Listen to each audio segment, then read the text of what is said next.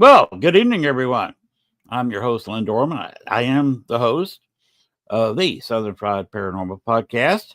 So I'm here. We're there.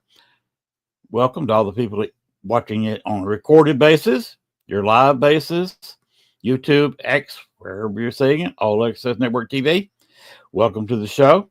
If you're watching it next week through the internet, please send me lottery numbers. I need a new pair of shoes, and that's why I have no shoes. So I need a new pair of shoes. All right, we'll come back in just a minute with our guest, person I have never spoken to before tonight. So it's going to be interesting how we get to know each other, Raven Wolfe. Go ahead and start this show up, please, Gwen. Hit the opening.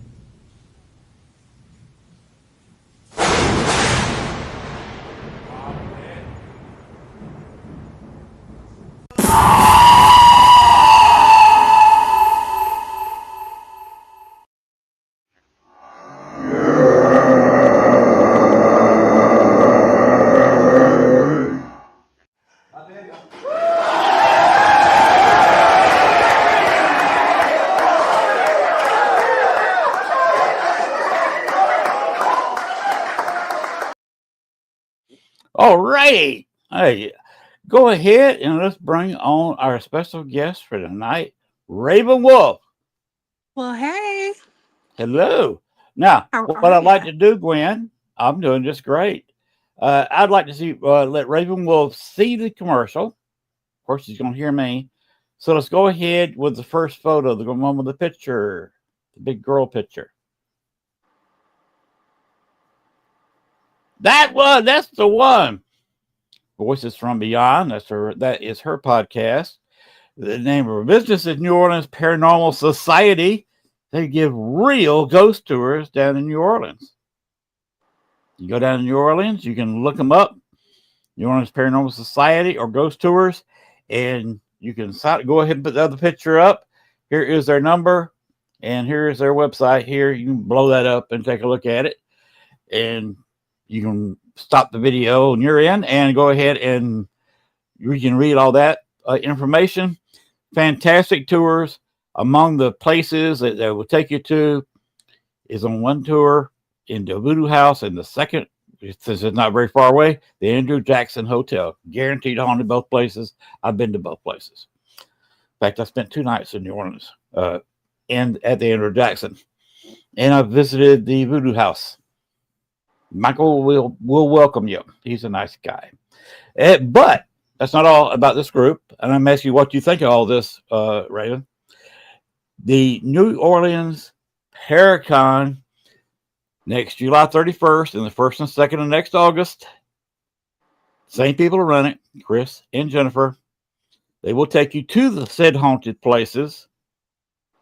At night, there will be 3 nights of real ghost hunting. They will take you for several hours to those locations and allow you to ghost hunt. They bring your own equipment, or you can borrow somebody's equipment.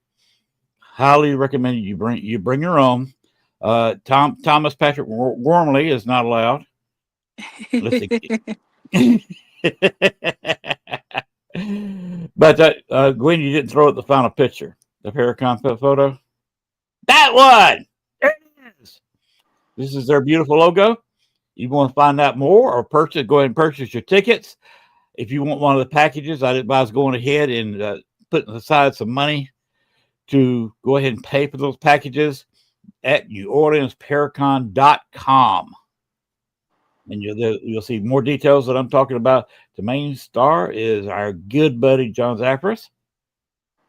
And the owner of this network, the CEO, Adriana, will also be there with her fantastic looking hubby. And they will be down there as guests of that Paracon. So if you want to come down and join us, ghost hunting and guaranteed haunted places. And I've been there. I'm not just advertising for them. I've been there and done that. Those are haunted locations. And if you go ghost hunting Friday, Saturday, or Sunday night, or a combination thereof, you will find you a ghost in New Orleans. So what do you think of that offer, Raven Wolf? That sounds amazing. Now, I have not been to New Orleans, but I do have friends that live in New Orleans, and I would love to share that information with them so that they can share it with some of the people that they know out there. It would be something so much fun to go to. I would love to take part in that. That's amazing. Just go to NewOrleansParacon.com and get all the information you want. You can send that link to them. Gwen is going to be there. I already said Lee's going to be there. Yeah. I'm going to be podcasting on the floor during the entire Paracon during the day. I will also, if Gwen can hook me up, she's got to help me out with this, on the ghost hunts. That sounds like a lot of fun. I would love to go ghost hunting in those locations. That would be so much fun. Yes, you would. It's the Andrew Jackson Hotel is amazing. There's a one room that's haunted. Hello, Richard Johnson. Hey, back to you. But the Andrew Jackson, the most haunted hotel room is on the second floor of a back building, separated from the main hotel. You just walk out the lobby, you walk down a little corridor, walk to a door, you open the door, and you got rooms on both sides, 2 stories. And you also see in front of you several rooms, about 4 or 5 rooms. I think it's 4. You got a small courtyard, got a nice place to eat there, nice little fountain. And that room slightly to your left as you're facing that building. Upstairs is the most haunted room. The ghosts like to mess with you. Some people say it's Andrew Jackson's ghost, but I doubt it. He never saw the place. It was built in his honor, not because he stayed there. But it was built on an old orphanage that burned down. And whatever spirit, they won't give their name to anybody. Chris and Jennifer go in there every week, and he will not disclose his name to them. But if you go in there, the lights will flicker. The lights in here flicker because I've got the bulbs that flicker. Rez, what's going on, dog? Welcome to the show. Also, you when you first go in there, you can see the room is you can stay there if you want to. You can rent that room. But I will warn you, the several times I've been in there, the ghost will mess with you and send you roaches. Next thing you know, you walk into a room, you don't see any movement, and the next thing you know, there's 2 or 3 roaches climbing around on the walls, and the lights start blinking a little bit. Huh. Next thing you know, you're suddenly swatting at flies, a hot spot, cold spot. This is all what goes on in there is it's absolutely crazy. So I would advise nobody to stay in that room, but you can definitely visit on the tours, and they will be going to the Andrew Jackson Hotel during that Paracon. And you can go. Can you imagine going into that room with John Zaffras? I would love that. I would love that. I have a lot of respect for John Zaffis, Yes, so I think that John, would be an incredible experience. he's a great guy. I met him. I've not met him in person yet, but when I had my birthday show, with my birthday fell on Thursday this year, I had the whole crew on, and John showed up. He stayed almost for the whole show. So we got to talk and kind of got to know each other. He's a great guy. He definitely is. I got the opportunity to hang out with him at the Connecticut Paracon, I believe it was, and then in Maine as well. And he's just a very down to earth, funny guy, but also really knows what he's doing. Mm-hmm. Yeah, he's got to the age where most people our ages get to where we kind of know what we're doing, I think. Well, I do hang around with a lot of older guys. Greg Haas is older than I am. Dale Kazmarek. Have you ever heard of him? Not yet. I just met Greg Koss via Facebook yesterday, a couple days ago. Were messaging each other. We have actually been on investigations together, Greg and Oh, I. fun. Now, Dale Kazmarek, if you look up ghost picture in Google, and you see that translucent lady sitting on the stone, Mm-hmm. you saw it earlier in my intro. Mm-hmm. Well, his group took that picture. Judy Huff was a member of his group when the picture was taken, and the way he does his Ghost Research Society group is like a business. They got a not for profit corporation. So if you're ghost hunting with him under his flag, any picture you take that's got any evidence, he has a part of it. And theoretically, you both need to give permission to show that. That makes sense. And that's why I gave him copyright. Judy Huff and Dale Kazmarek credit there. Dale lets me show it as much as I want to, because if you saw the picture next to it, you saw a very yellow picture of a man and woman. Mm-hmm. Go back and look at that video. Not now, of course, but go back in the video and look at it, and pause. Your video player. You will notice it's the same dress. If you look carefully at the translucent woman on the stone, she was wearing a dress with large polka dots on it. I'm gonna have to go back and rewatch And if that. you look at the man and the woman, that's their wedding picture. She's wearing the same dress, same hairdo. That's because I found out it was Amelia Patrick Humphrey. And like I said, that was her and John Humphrey's wedding picture from 1863. Wow. And That's awesome. The reason she comes to Bachelor's Grove Cemetery, south of Chicago, the reason she comes there is because their firstborn child, who was born in, I'm not sure if she was born in 1865 or late in 1864, but she died at 11 months and 4 days in 1865. And there, where the family is buried, was not available for funerals till 1869.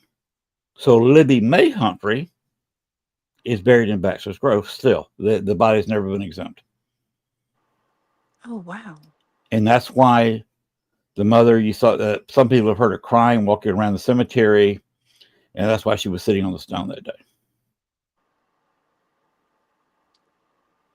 Probably ran out of energy one day when she poured it over from the cemetery where she was buried, which is several miles away, to Bachelor's Grove.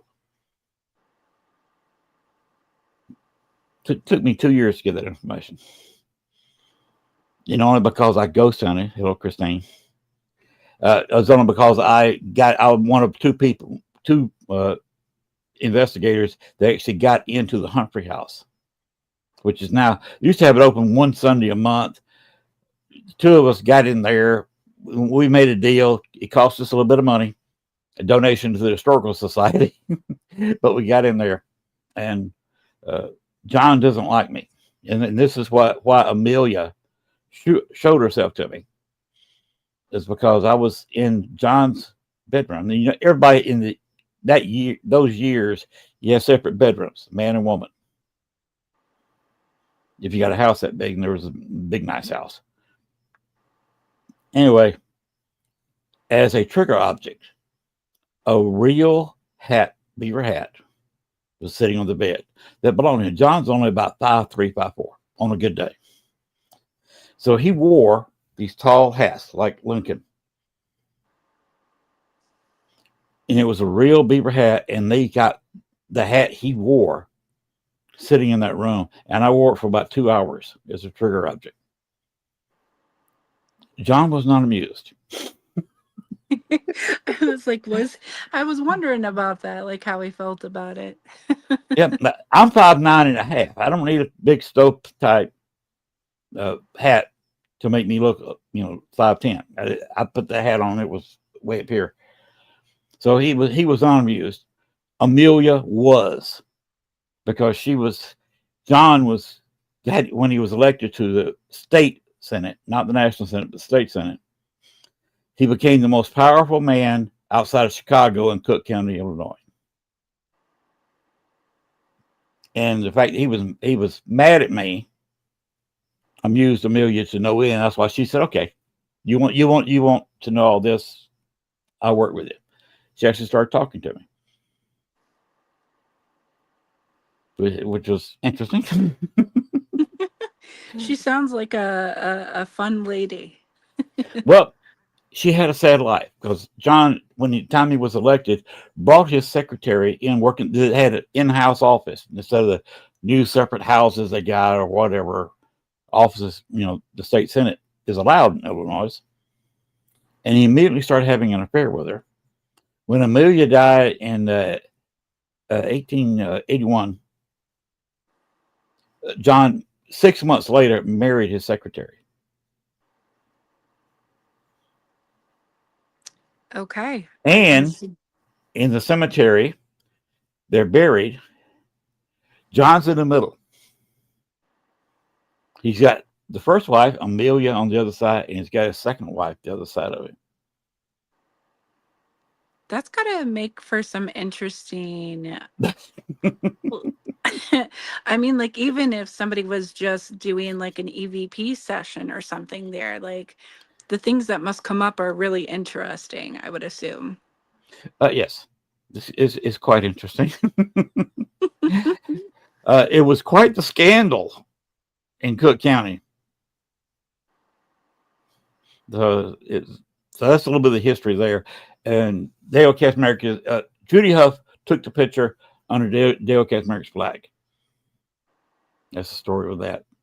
And Dale was the first person I walked into with the evidence. I said, "Here's this picture. Here's this picture. What do you think?" He says, "That's the same person." There you go. That is who your white lady is. It took him a while. It took him a while to close his mouth. I'm gonna have to go back and rewatch it because I wanna see it a little closer on the screen for myself. Okay, you can either do that or just go to my Facebook page.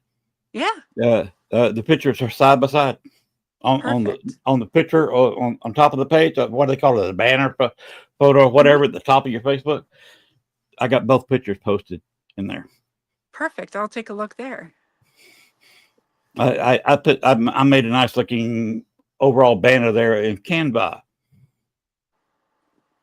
Lee. Hi, Lee. Hello, Lee. So that's a little pitch toward Canva. I believe Gwen uses it also, but that's how I made the banner for the show. It's on Canva. So cool. It's a cool program. You can also make your own videos. The door you saw opening in my intro, that came from Canva. Huh. I haven't really used Canva. I'm going to have to check it out and do some fun things with it. Go in there and play with it. It's a lot of fun. But enough about me. It's these three wonderful lovelies. Hey, don't let the hair fool you.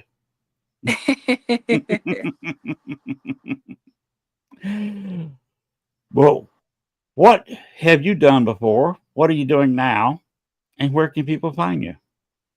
Okay, so I have a show called The Medium Frequency. That's on Monday nights at 9:30 p.m. on All Access Network. I do mediumship. I do tarot. I do palmistry. I do past life regressions. I teach. I also go on paranormal investigations with different teams throughout the United States. I work with different teams in other locations when they need some help with missing person cases on occasion. I am found on Facebook as Raven Wolfe with an E, on Instagram, Salem in the Moonlight. You can also email me at themediumfrequency@gmail.com. We were just at the Salem Paranormal and Horror Conference here in Salem, and it was tons of fun. We had an absolute blast. We went and investigated the Satanic Temple here in Salem, which was really interesting. We had some really intense experiences. It was also very beautiful inside, like the colors and everything, at least in my opinion. I did the main paranormal and horror conference. I travel pretty much everywhere to go to different conferences. I speak on different shows. I teach about different things. I work here in Salem at Pentagram and Zodiac Tea Room as a medium and reader. I also teach. So all the fun things. Hi, Greg. Let's see what else. Upcoming. Oh, I just added a co-host to my show. His name is Christopher Brown. He is also an incredible medium and good friend of mine. It happened actually while we were at the Salem Paranormal Conference. I kept getting the vibe from Spirit that like maybe I should have a co-host, because why not have two different amazing dynamics? And I was like, oh yeah, Chris, why not? Because we have such a good, good connection. So there's that. I have been to Transylvania, in Romania. I've been all over Romania to do paranormal investigations. The list just goes on. So, yep. Yeah, I kind of did ambush him. Actually, funny story. Because I was talking to Gwen about this. I was like, hey, Gwen, I have this really good idea, but I kind of need your help with this. Like, come with me to ask Chris if he wants to be on the show. She's like, okay. So I found her and then we kind of ambushed him. We both did, but like, I was the one who was like, let's go talk to him.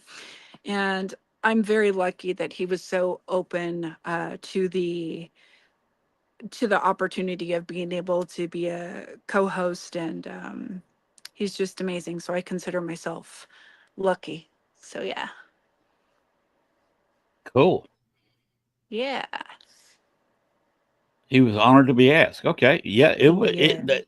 asked to be a co-host of the show is an honor because especially if it's going on and you've got something built and yeah, somebody else that it'd be something I couldn't turn down. Of course, now I Yeah. would. I'm busy. I'm busy with my own podcast. I don't know if I've had one. I had one co-host for about a month, maybe 6 weeks. That's about as long as she lasted. That was before I Mhm. came over to this network. She has some personal issues and completely disappeared from the paranormal. If she is doing anything at all in the paranormal, she must block me. It's not for whatever reason because I haven't seen any posts from her whatsoever. Oh my. Yes, so I'm guessing the personal issue she had got serious. It's the only thing I can think of. Is nothing on her personal issues like life happens. And I sometimes understand that. I understand it fully too. What you got to do, you got to do. But I got no reason to burn that bridge. That's behind me. But I got no reason to go back and burn it.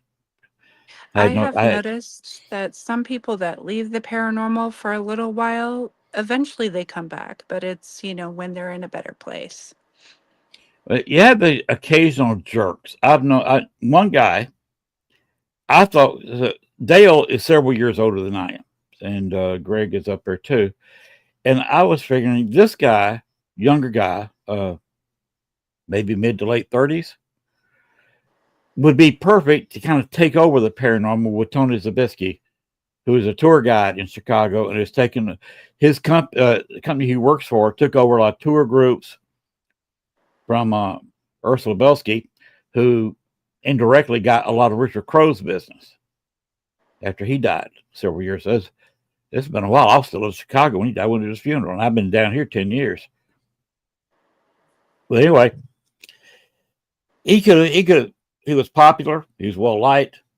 I thought he was going to take over the paranormal up there in the next few years because being at his age, he could have gone on the paranormal for another 30 years. But all of a sudden, he started coming on other podcasts and in other people's stream and talking bad about locations. Hmm. So there's no real ghosts there. It's not hollering. You're wasting your time. You're wasting your money and bad mouthing locations. Mm. And if he didn't want to leave the paranormal, basically he left it because everybody in his stream blocked him. He burned every bridge he'd ever crossed. That's not good. That's sad. That's Yeah, truly sad. it actually is sad because he was once a pretty darn good investigator, and he had gotten evidence. And why he wanted to start denying it, I don't know. Yeah. I don't know another guy here in Arkansas, Fort Smith. He could not do Sundays at Paracons because he wanted, I guess him and his wife just wanted to be active in the church. He became a deacon. So he felt like he needed to be at his church on Sunday.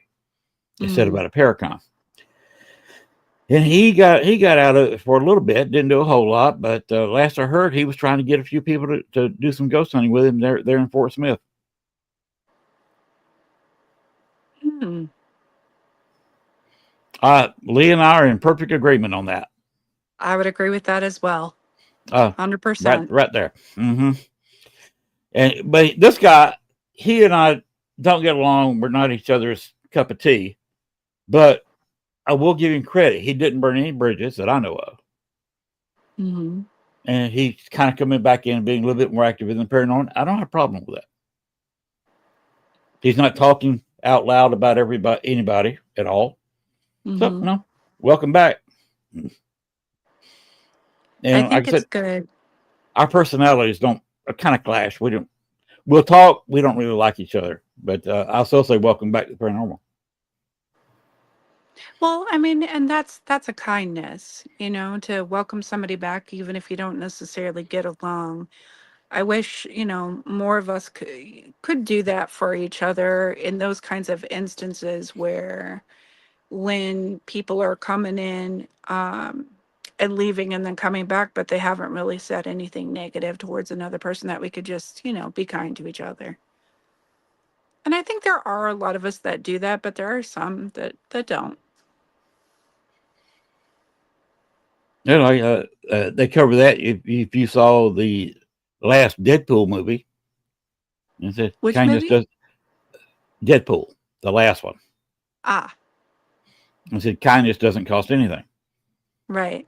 Of course, he had Wolverine said neither is keeping your mouth closed.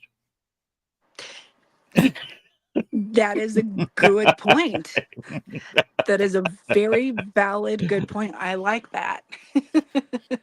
Well, if you've ever seen a Ryan Reynolds movie, he tends to talk a lot. And if you saw the Deadpool movies, any of them, Right, that's Ryan Reynolds. That's his I, personality.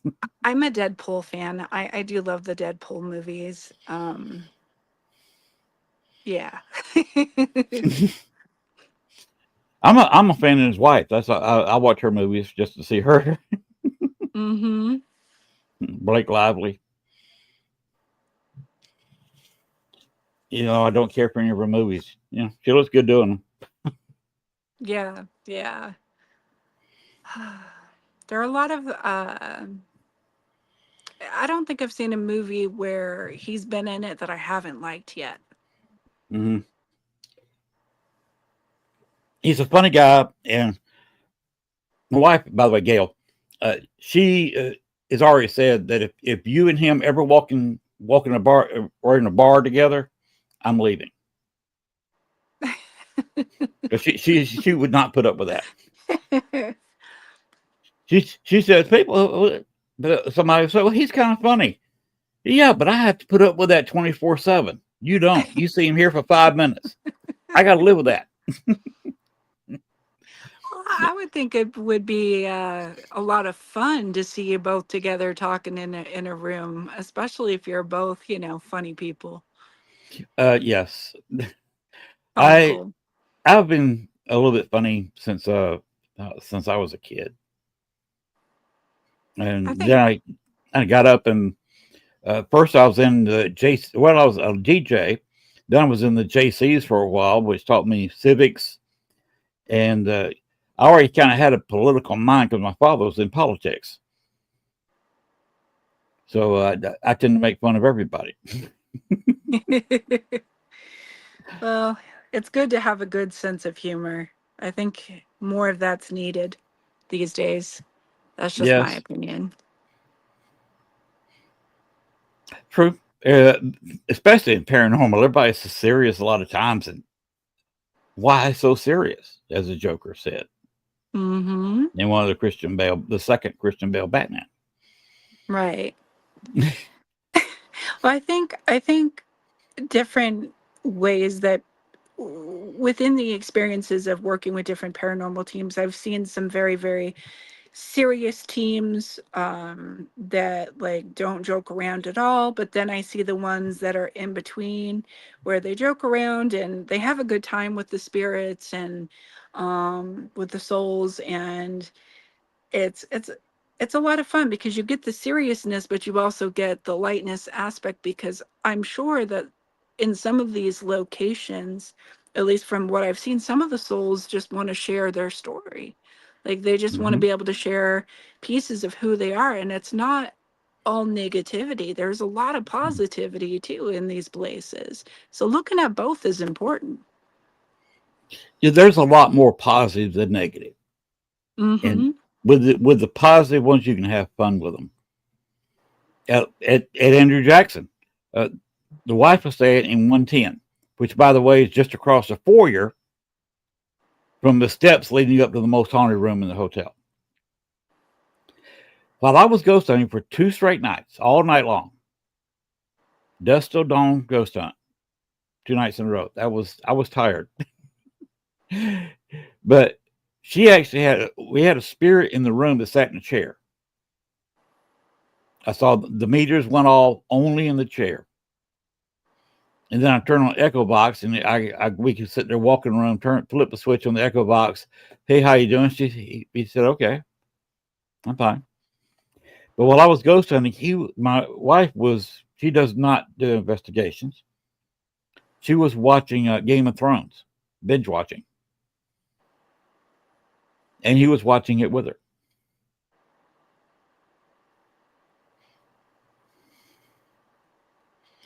Gwen is saying, Raven, will you tell us about helping pets and pet parents with your gifts?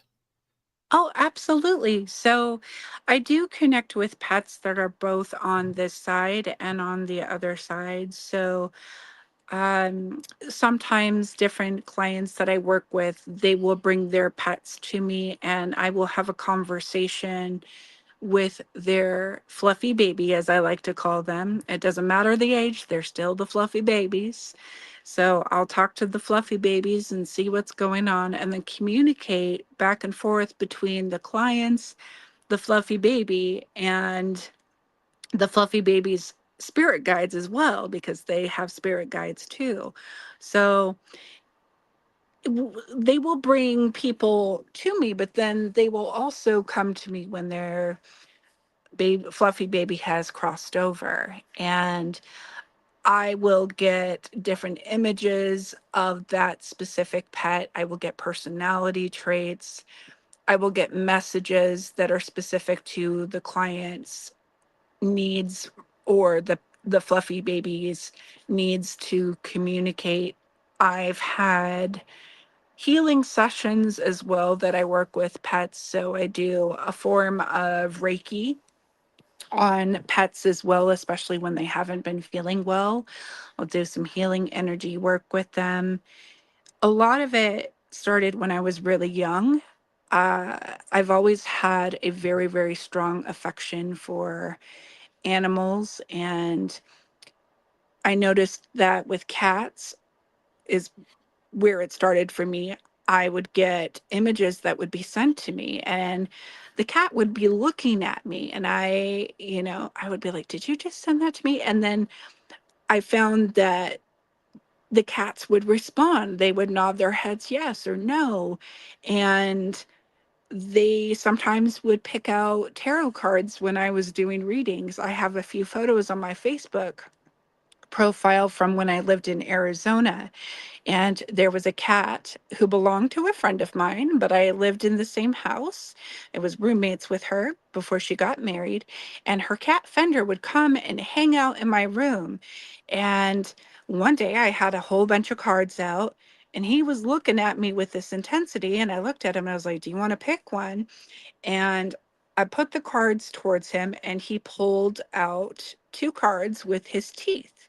And then he put his paw on them and sat down. I was like, "Okay, you want me to read the cards?" So I started reading the cards and doing interpretations of readings for pets. Like, it was like I was having a client right in front of me, but the client's a pet. And I was like, "Well, this is really cool. If I can do this, like, maybe I can, besides being able to communicate with them from a telepathic level, maybe what I could do is I could start doing pet readings." Well, then I had how they have those automatic pendulums where it swings, like it's hung on like it's hung up on something, and then it just kind of moves back and forth. Well, there was one that had like a magnetic strip underneath. It was just a play one. It wasn't like, it was one of those that do the yes, no, maybe. Well, one time I'm sitting in my room, and I asked Fender if he wanted a treat. And all of a sudden he gets up and he walks towards it, and he pushes it with his paw really hard, and it goes to yes. So I was like, "Okay." So I gave him a treat. Another time I could hear him scratching at my door. So I opened up the door and I asked him, I was like, "Is something scaring you right now?" Because there was something that was scaring him, but like he hit the thing again and it went to yes. Or sometimes he would come into the room and I would ask him if he needed something, and he would hit it and it would go to no. So I should find those photos and send them to you, because I even have a video. I'll have to go back and look for it. But it was the coolest thing. And then I started working with dogs, and I realized, oh, I can do energy work with dogs and send them some healing, and just let the guides tell me what to do. And what was really cool is that in return, and I wasn't expecting this, but in return I received gifts myself. Like, they would help me with different pieces of healing. They would show me different things when I needed to figure out where what decision I was going to make. Or they would tell me when they were in pain, or they would tell me what they needed their owners to know. Because, for example, Fender was a cat who also had brothers and sisters. And there was an instance where he needed a little bit more attention than some of the others did. So he really was able to communicate and let me know what was going on. Now, I have a paw print that's tattooed on my back, and it is for my dog Bosco. I had a German Shepherd Rottweiler, and it was a family dog. He would play, and he got really old. And when I moved out of the house, I would go ahead and come and visit him. Well, my parents at the time told me, "Hey, Chris," uh, my parents told me at the time, "Well, Bosco's about to pass," and I was really sad about that. And I went and I talked to him and I sat down with him and I had this conversation with him about how much I loved him because he was an older dog at that point. And he just imprinted on my heart. But every now and then I can still feel him around me. So, working with clients, I can see animals that have crossed. Sorry, I got an itch on my nose. Um, I can see animals that have crossed over as well as the ones work with the ones that are here. And I can also, the nice thing is with the clients that come in front of me that talk to me about their animals, I can help create healing for them as well with authenticity, because everything that's going to come out of my mouth is going to come from a pure space of what I'm being given. And so sometimes the clients that come to me, they've lost pets in some not so easy natural ways, and they need to know that their fluffy baby still loves them and understands how much that they love them, and I can give them that reassurance when that does come through, that you know they're with you. Even signs and symbols of different things that are going on in their own home, to let them know that that fluffy baby is with them. Because I find that, yes, pets do go over the rainbow bridge. That is something that they do. Some of them come back and choose to be guardian angels for us. And it's not every time, but there are certain ones that definitely do. And to be able to create a healing space for both the client and for the pets that are on the other side, or the pets that are still sticking around to make sure that their owner is okay so that they can cross over completely, and then come back and be a guardian if they so choose. Like, it touches me on a deep level that I don't even know how to begin to express. But I think that that's because the pets in my life definitely saved me growing up. I had, and he is still alive. He's an old man. His name is Max. He is a brown Burmese cat. And when I was pregnant with one of my daughters and I was going through contractions, or I was going through, different pregnancy things, he would always be there for me. And I thought about that and I was like, these these are pets, our fluffy babies are angels in disguise. They are, and if I can help one of them, or I can help, a pet parent,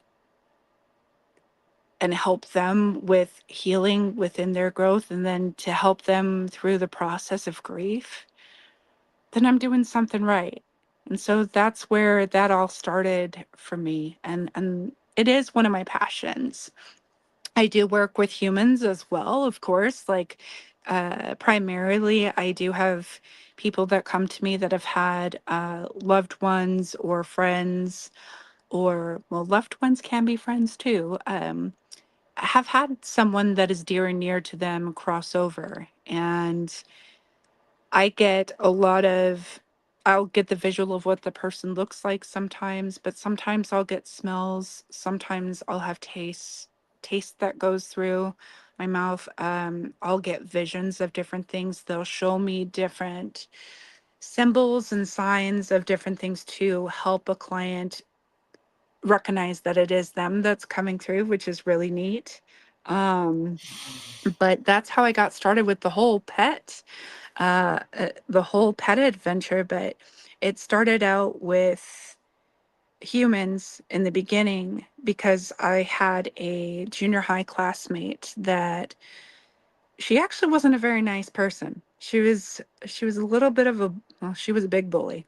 Um, but she unfortunately, she was killed, and the case isn't fully solved yet. They keep thinking that they have the right person, and I was 12 or 13 years old at the time, and I've offered to help, but I think that because my emotions are linked to it because of the fact that she showed me that act of kindness, that perhaps, the spirits will go to the right people that they are meant to work with. And for her, she's just become a guardian angel for me. And um, that pretty much is what opened up the door to the whole mediumship thing to begin with. And then pets came after that. Mm. We have a cat that passed, Mm-hmm. and once in a while, sometimes in the middle of the night, sometimes right after we've gone to bed, we can feel it jump on the bed. I was gonna say, because I can feel that this specific, you said it was a cat, right? Mm-hmm. Yep. Was the cat like smaller in size? Yes. Yeah. Like I can still see curling up on the bed, just trying to make sure you're both safe. I'm getting that Kitty still watches out to make sure that, because sometimes visitors will come through, and it's the kitty makes sure that they're safe enough to come into your space. Otherwise, the kitty, it's almost like Kitty's energy is very expansive, and so it will protect both of you while you're sleeping so that energy can't come near. And you can validate it later on, but it's like, nope, you can't come near them. I'm protecting them. They get to sleep. You get to leave them alone.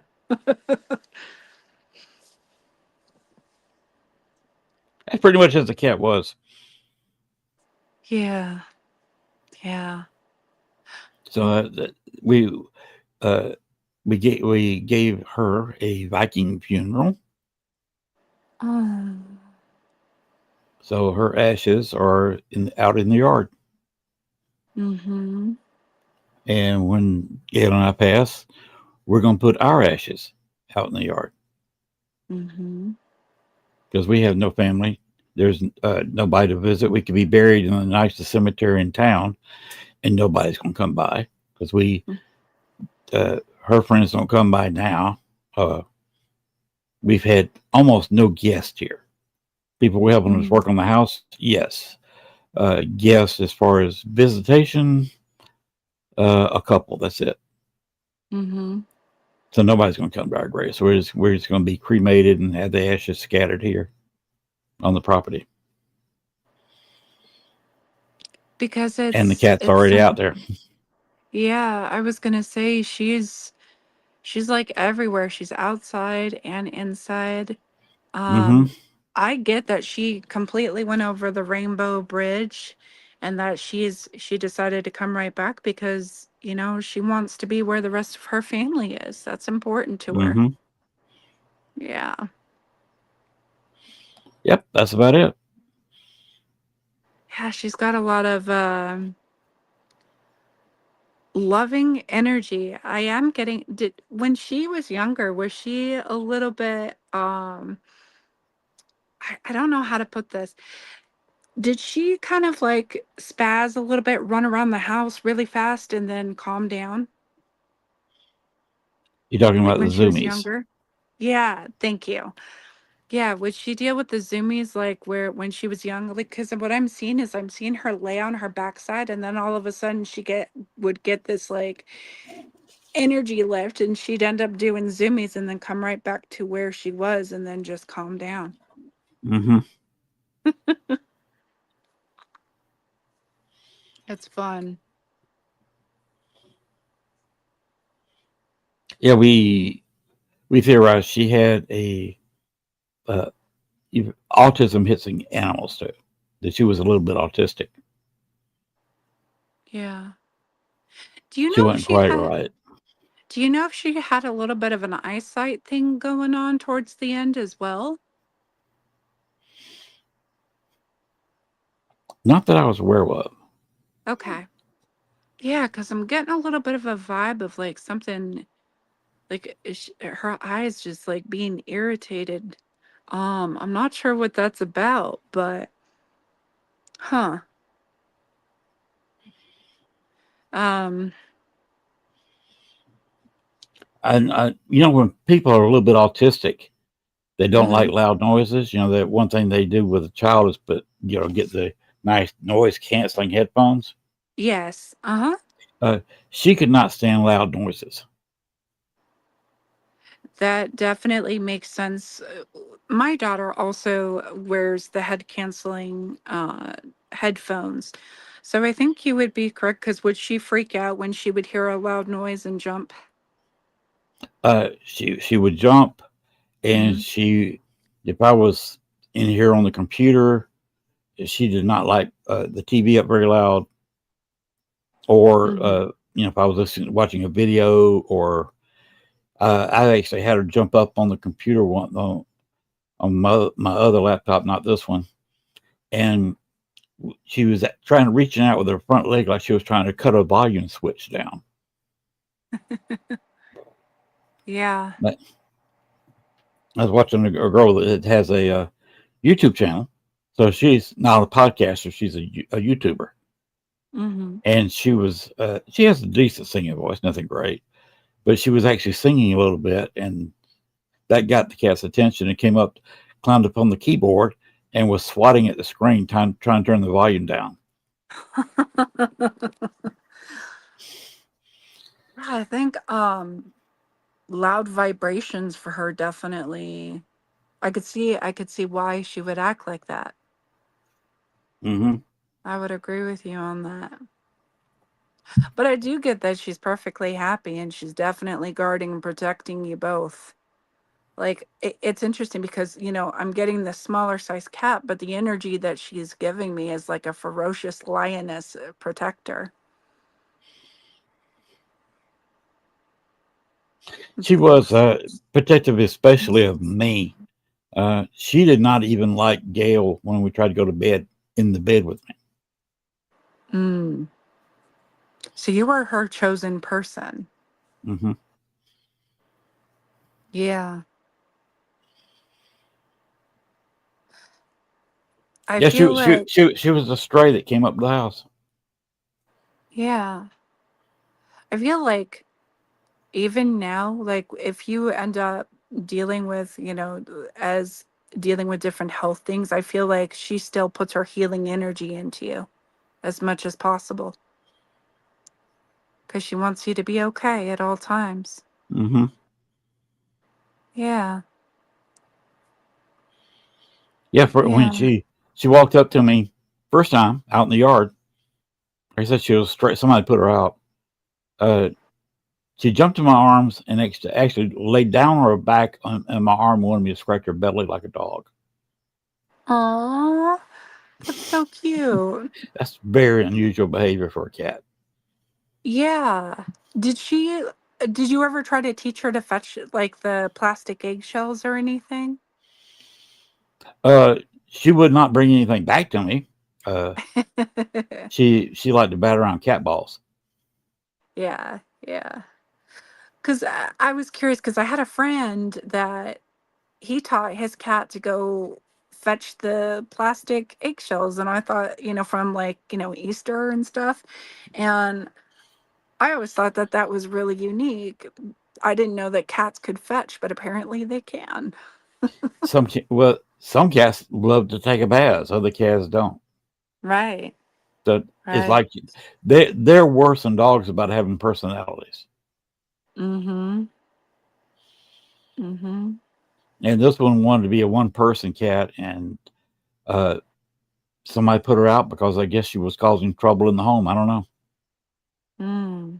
I live out in the country. I live a mile outside the city limits of a town with only 2,200 people.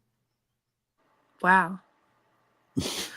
So she must have, she must have really been sent your way, because if you're out in the middle of the country and she showed up at your door, like oh yeah, she's telling me I knew where I was supposed to go. She knew where she was headed. She was coming straight to you. Mm-hmm. Mm-hmm. It was She like kind with purpose too. yeah, came. I was out taking the trash, checking the mail, probably both, and the wife opened the door and said, "There's a cat under our porch," because she heard him yowling. And I got the hot driveway, and she saw me walking up the driveway. She met me Oh. away from the house. Could just come running up like a little puppy. Mm-hmm. And I said, Yeah. "What in the world?" It's meant to be, because I'm getting that the first people that had her didn't treat her too kindly, but you gave her all the love that she needed. Mm-hmm. Yeah. Yeah, she was probably picked out her one human and wasn't letting anybody else near him or something. I don't know. Mm-hmm. Yep.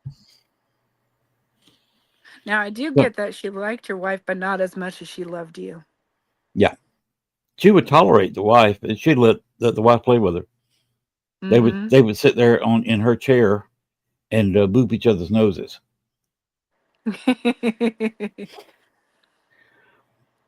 That's fun. That's the best thing. Yeah, so that's how it was with a cat. and, Yeah. and I haven't had a dog in many years. Uh, my first wife had several cats. Mm-hmm. So I imagine my ex wife also died just a couple of years ago. I'm She got sorry to hear. remarried. She got remarried in 91, 90 or 91. Mm-hmm. And I didn't get married for 10 more years in 2001. Mm-hmm. But she always had cats. So I imagine she's got they're all around her. I Mm-hmm. believe her husband, second husband, put on Facebook that simply that she died. I'm assuming she died of cancer. Yep, that's about right. It's about right.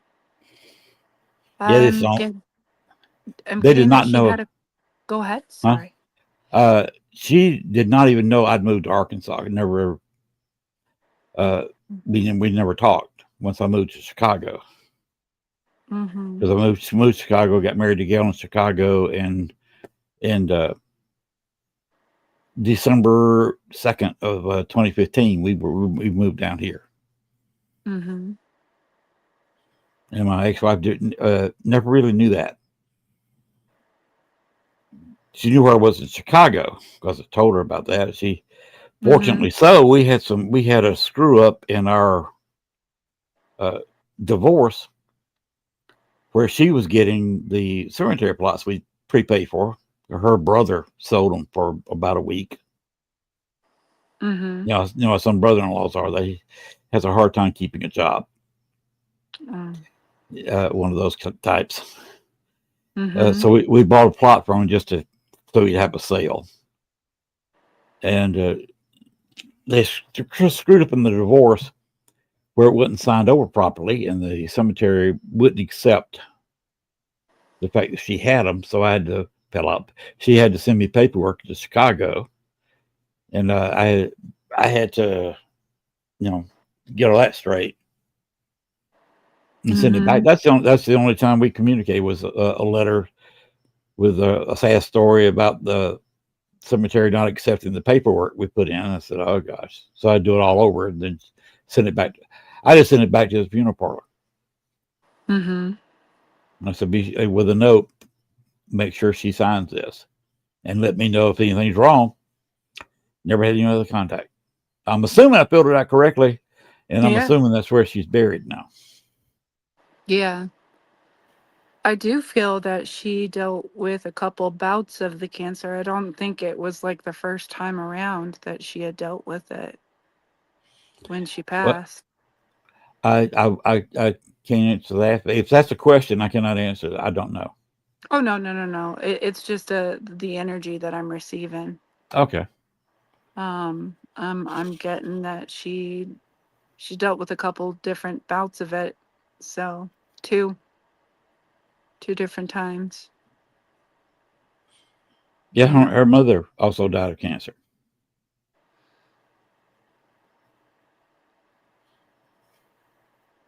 So I guess that the weakness for cancer runs in families. Mm-hmm. Yeah. Did did her do you know if her mother dealt with some stuff with her lungs by chance? Uh, I think she did a little bit because she was a lifetime smoker. Yeah. Yeah, because I keep getting pulled to the lung area for her. Hmm. And she she had a hard time.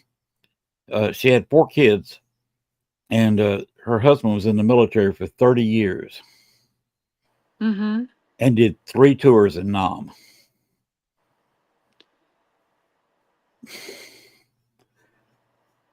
and was never home for That's Christmas that's during that really time. hard. Yeah. That's really hard. Yeah, he spent 3 Christmases in a row in Vietnam. Wow. He'd get out and they'd call him back.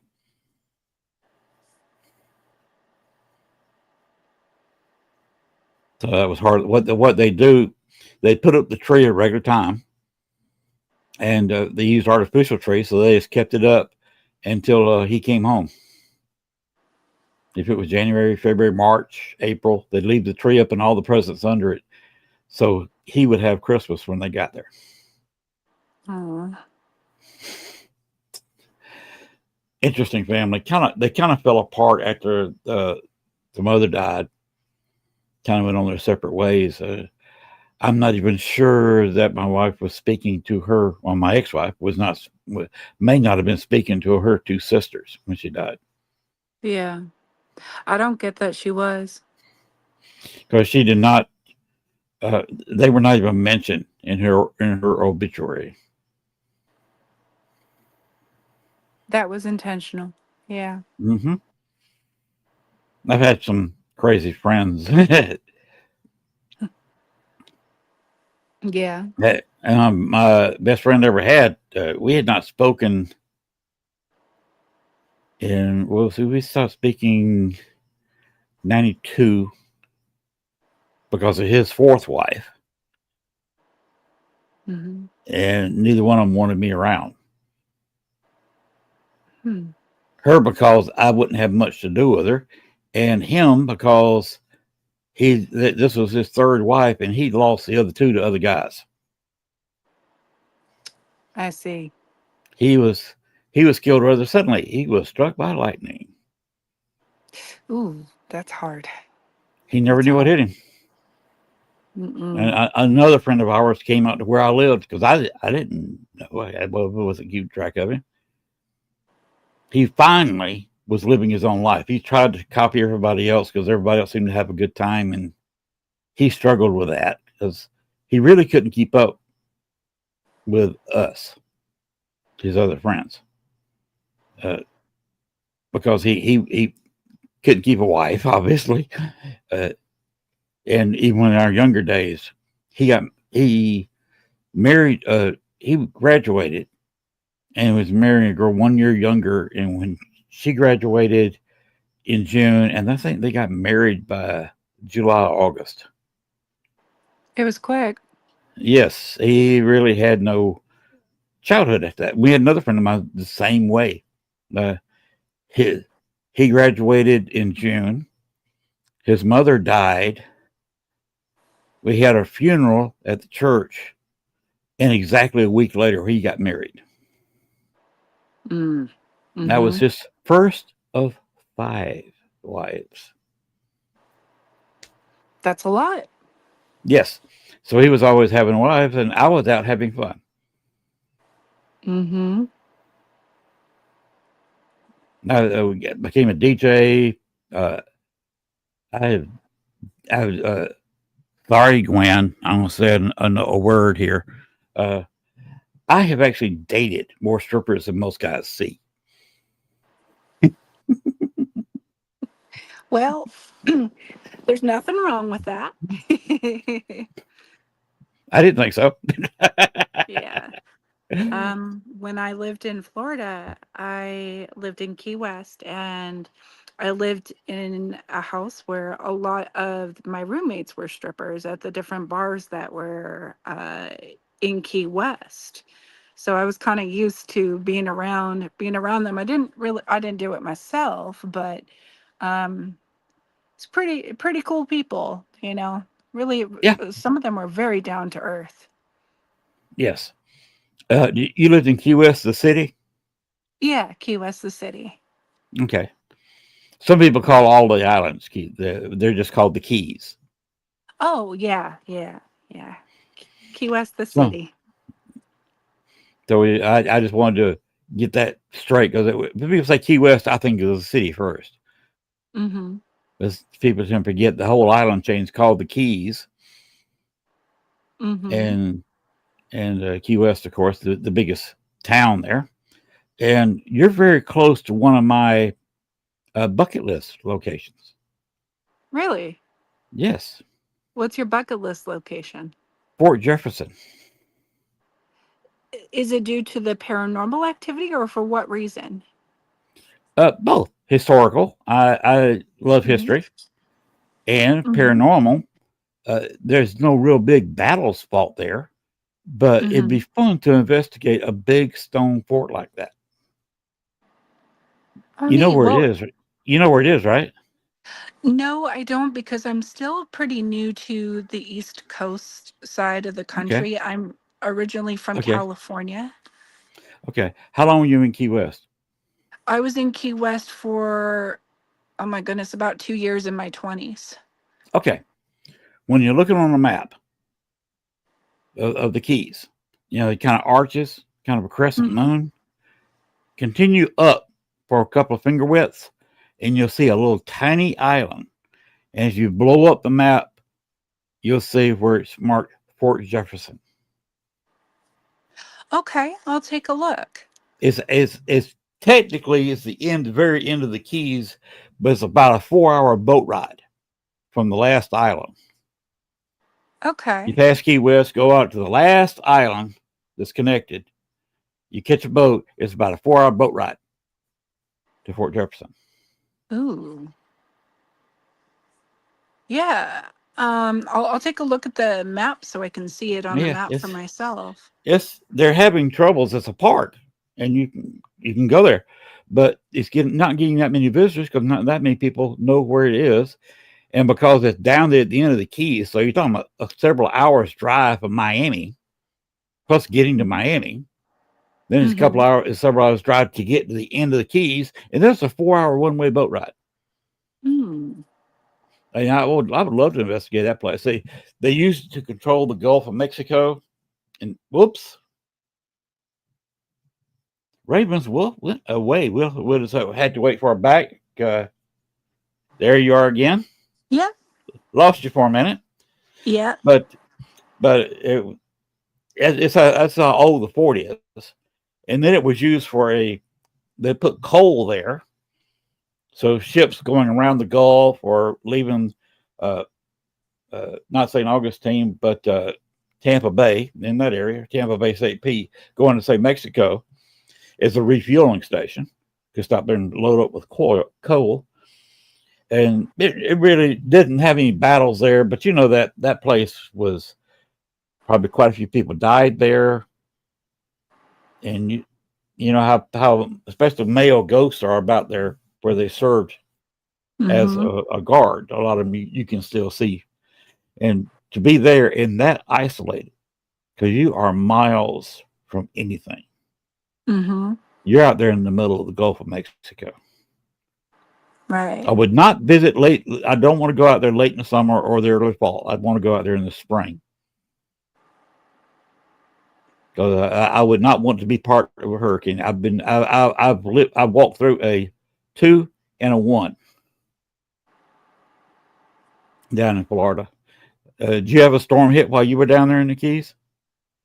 Yeah, and it scared me at the time because I had never been in hurricane weather before. Um, but it ended up being fine. It was like a level one. It wasn't anything too Hmm. serious, but I always kind of worried that it would get to like a level three. Right. But I never really had that issue while I lived there. So, which Yeah. I'm grateful for. Look at Port Jefferson. If you ever go back down there, Hmm. see if you can catch a tour boat to go out there. But that's on my bucket list to investigate. Because that's a long ways from here. Because I got to drive all the way. Because we're almost straight up from New Orleans, Hmm. so we'd have to drive down New Orleans, hit I-10, go over to Florida, hit the main interstate down to Miami. Then I got to drive through the key to all the way to the end of the Keys, and then catch a 4 hour boat ride just to get there. Oh wow, that's an adventure. That would be an adventure Hmm. because on I-10 from New Orleans to about where I'd go down, about north of Orlando, and cut downward. Shoot, that would take probably a 12-hour ride. Yeah, yeah. I mean, then again, I'm the type of person that'll drive across the country just to go do something.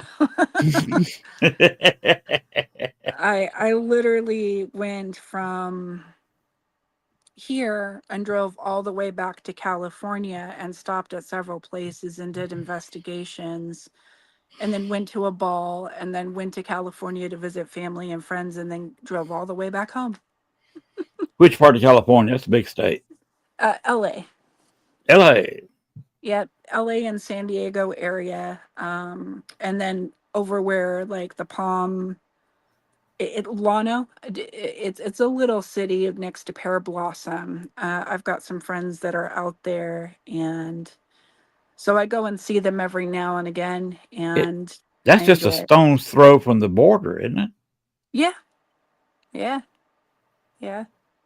So I like The to reason travel. I say that is because the bridesmaid in mine and Gail's wedding, the maid of honor, Hmm. was from that area. Oh, cool. Her husband was a border guard at the time, Okay. and then they just a few years after that they moved up to the Seattle area where he's continuing, except in a supervisory role, the harbor there at Seattle, and they bought a house up in the mountains. Hmm. So they went Yeah, from desert to up on a hilltop. that's Of course, she was cool. in St. Louis, so it was all different to her. She was a redheaded Midwestern girl. And remember I said we got married 2001? Mm-hmm. We got married on November 10th, 2 months almost to the day after 9/11.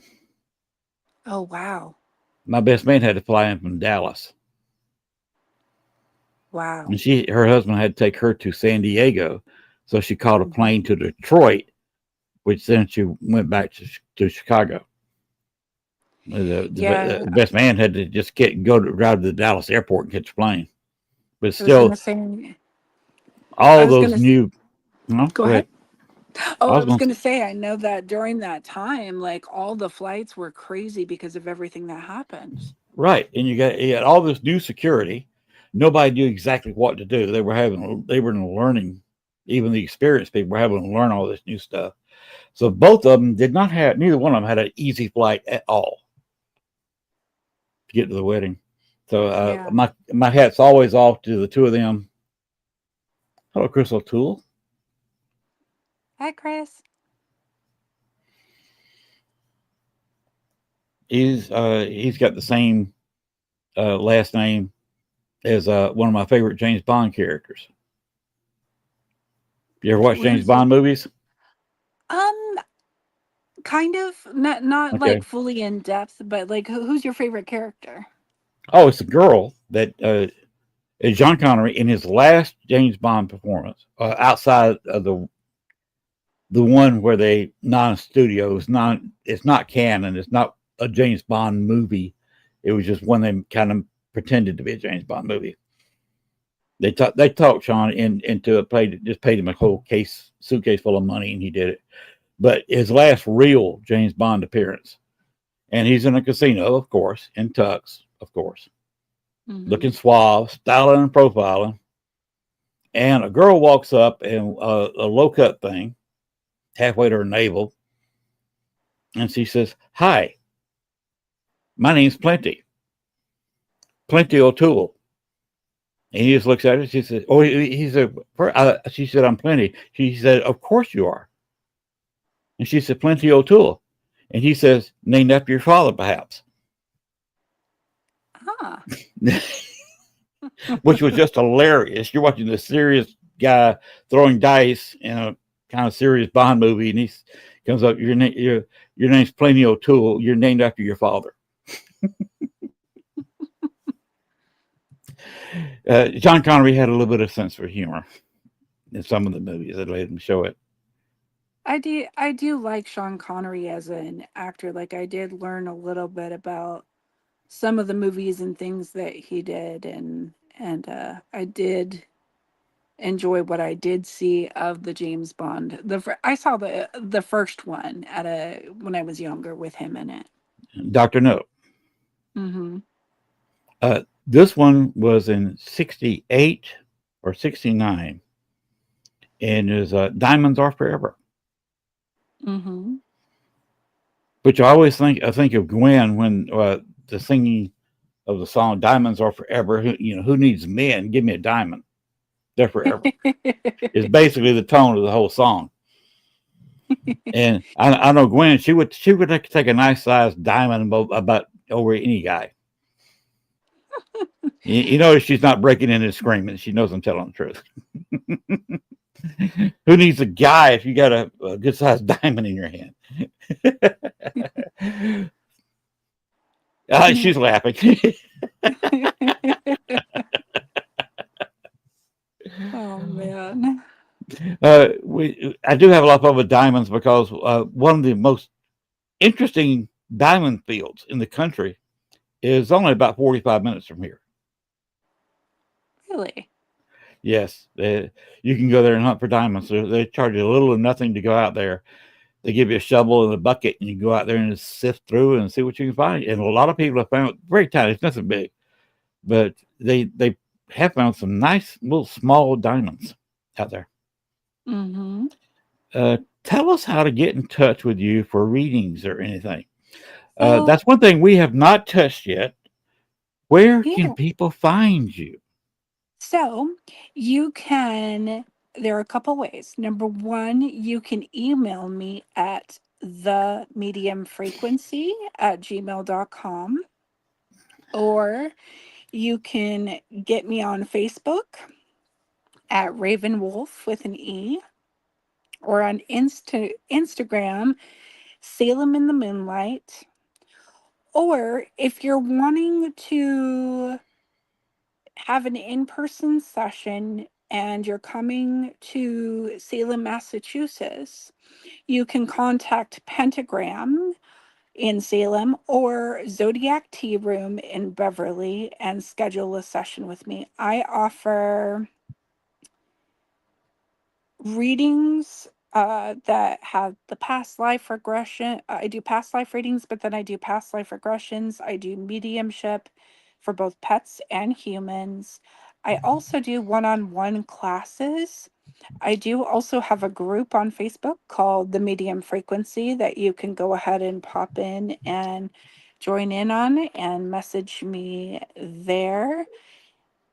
You can also come to the paranormal conferences, and I usually have special deals for the different conferences that I go to so that everyone has an opportunity to get a private session with me. The only thing I don't do in those situations is past life regression, just because it's in a, loud environment.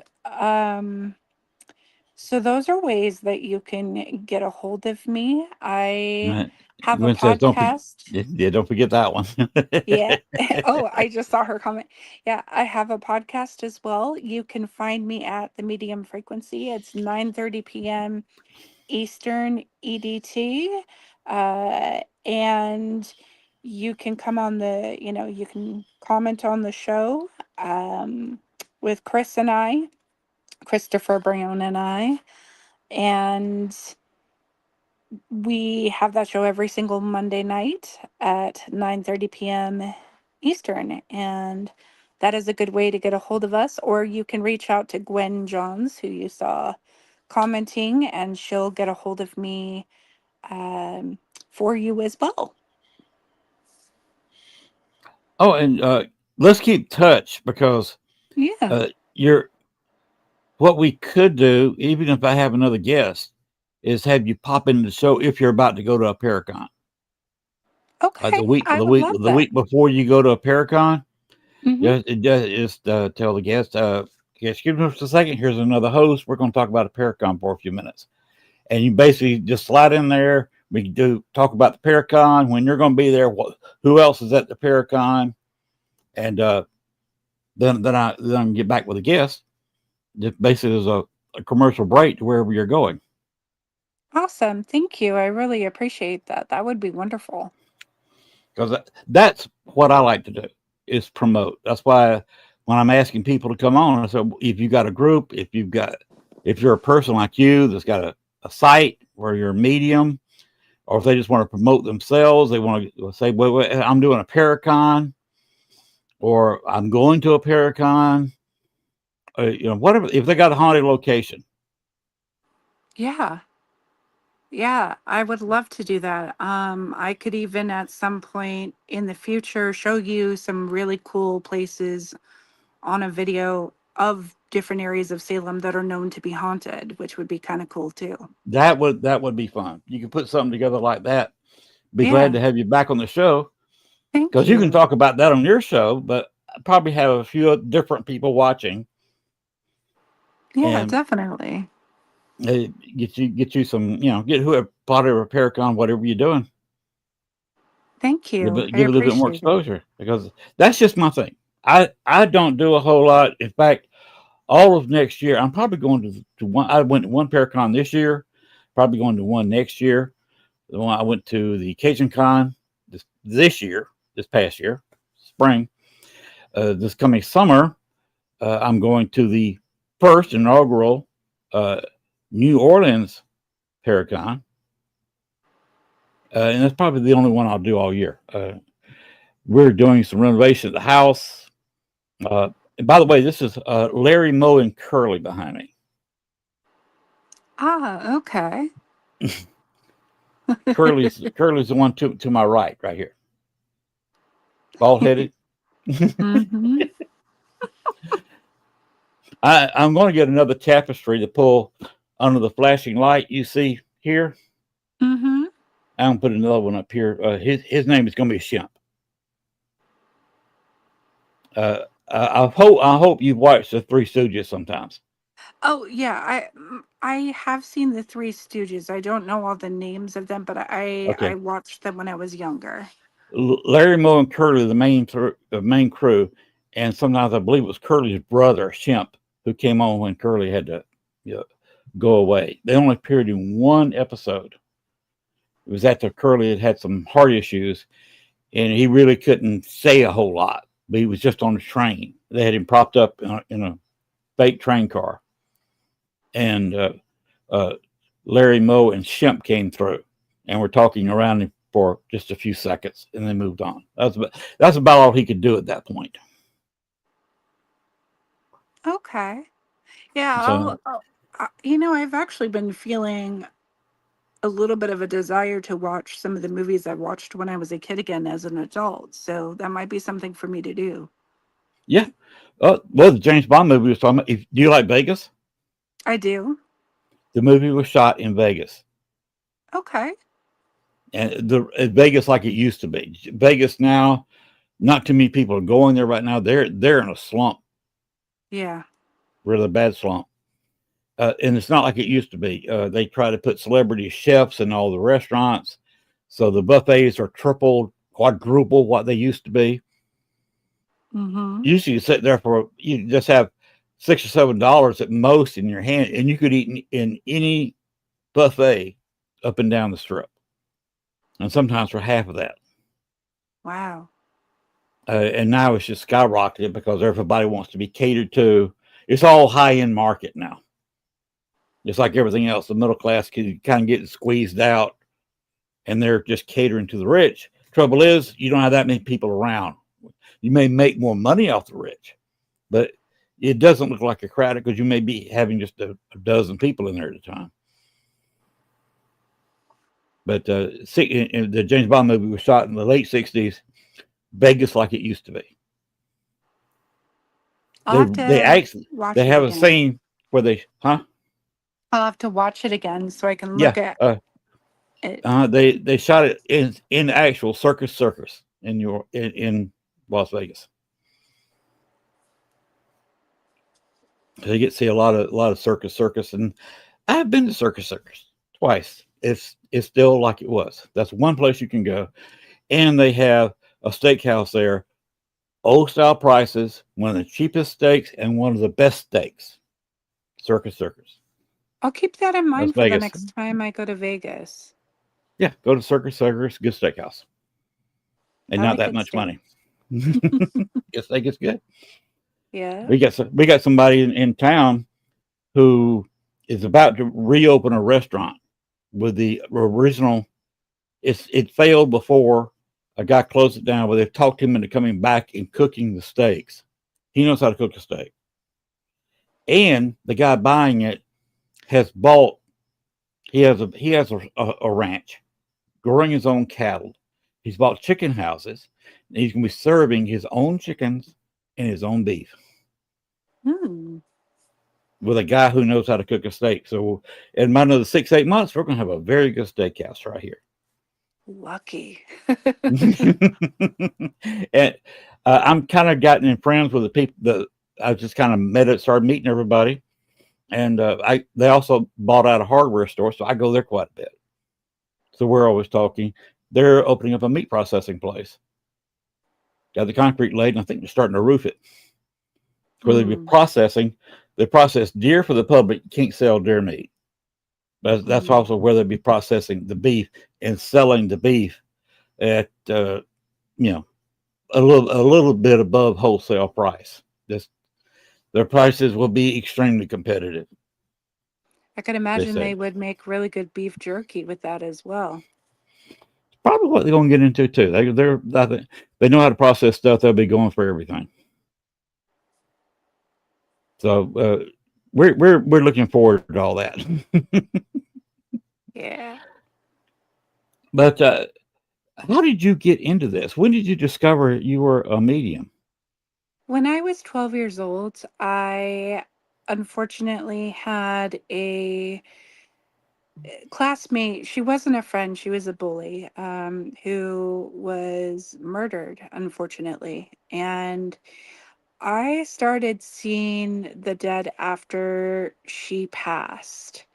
And at first it was her, and then it ended up being others, and it just never really stopped after that. So I figured, well, what am I going to do with this? And I learned about mediumship and like how I could help other people. I started using the gift to, help the people and the pets that I could. And that's really how it all started for me within the paranormal. When it comes into mediumship, the paranormal actually didn't start for me until I was in Utah. I worked at a store as a medium and reader, and they asked me to help out at one of the booths and do some readings. So I did, and that's how I found out about the whole paranormal community.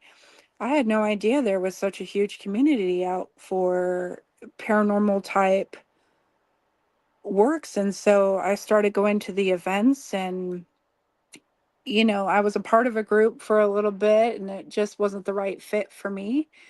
And I realized that I wanted to not just work with one specific group, I wanted to work with people all over the country.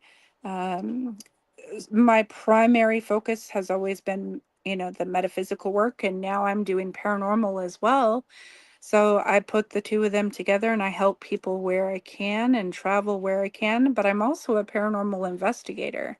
So on top of having the skill sets of the mediumship and the, capacities to do readings and that kind of thing, I also like using the tools to verify, verify different things. I like using necrophonic. I like using dowsing rods and EVP systems. Like it was all a brand new thing to me when I lived in Utah, but that was well over 9 years ago now. So I've only been in the paranormal field for about 9 years, but I've been doing metaphysical work, doing the mediumship, teaching people about different styles of learning within metaphysics since I was much younger, since I was 18, but started seeing the dead when I was 12, and Okay. fairies before that.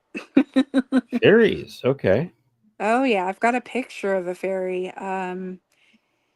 My family took us to Europe when we were little kids, and I started seeing fairies in the forest out there. And I had this really cool vision experience with one of them. And um, before I went to California, there was a swimming pool at the place that I lived at, and I was swimming by myself, and all of a sudden I saw this fairy flutter across and sit on top of the balcony. And I asked if I could take a picture of him, and he said yes. So I'll have to send you that photo, but I have a really clear cut, like it is a fairy photo. Cool. Yeah. And by the Yeah. way, we are at 93 minutes already. Okay. You want to keep on going for a little while? Well, I actually do have another thing that I have to go to, so I can't Okay. keep going tonight, but I would love to come back and talk more in the future with you. Okay. I'm sure Gwen is listening. That we can go ahead and start ending the show. But the first, what I'd like you end you with once again, tell everyone where they can find you. You can find me on Facebook as Raven Wolf with an E, Instagram, Salem in the Moonlight. You can also find me at The Medium Frequency on Facebook. You can also find me at The Medium Frequency at gmail.com. You can also find me at Pentagram in Salem or Zodiac Tea Room in Beverly, Massachusetts. There you go. All right. I really appreciate you coming on the show. We will have you back, especially when you're taking off and you're at some Paracon, or got one in the future. Come in a week or two before the Paracon, and we'll definitely talk about the Paracon, Sounds good wherever to it is me. you're going. And Gwen, we are just about ready to wrap her up here. And so we'll go ahead and start bidding adieu. Raven Wolf, it's been a pleasure getting to know you. Yes, she's there. Like I said, it's been a pleasure. Welcome to the network. And Thank you for having me. thank you. And if you need a guest sometime, I'll be glad to help you out. I'd be honored. Thank you. Of course, Monday night, we'll do it after football season. I'm usually watching Monday night football. Sounds good to me. I'm a football junkie. I like football and I like to eat chicken wings. Chicken wings are good. Yes. And I'm good at cooking them. I've had some people say, "Oh, you are going to a restaurant business." I say I do all the cooking here. Well, some people ask, why are you married? And she'll say, because I found a man that cooks. Well, it's always a benefit when you have somebody that can cook in your life. Yes, it is. All Hey right, Gwen. guys, good show. Thank you. We've had a good time. Yes. Raven Wolf's been a great guest. Thank you. She seems to Would be you a like great to tell person everybody too. what you want are going to try to do next week? Get some people to Yes. pop in.